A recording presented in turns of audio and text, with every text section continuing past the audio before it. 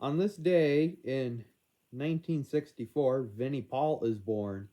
He was a he was a drummer best known for being one of the founding members of Pantera, which he founded along with his brother Daryl, Dimebag Daryl, in 1981, and they were members until Pantera broke up in 2003, and after Pantera broke up, Dimebag Vinnie formed a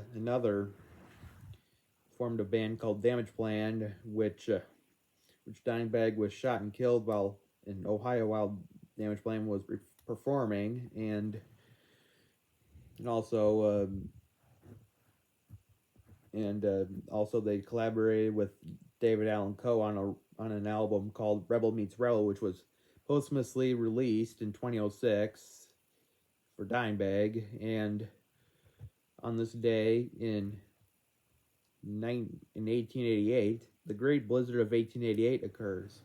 It was a it was a blizzard that occurred that took place in the East Coast, striking cities such as New York City, Boston, Washington D.C., and many more. And I believe in North Carolina, some cattle froze to death on a trail. And that's it for today. Have a great night, everyone. Peace.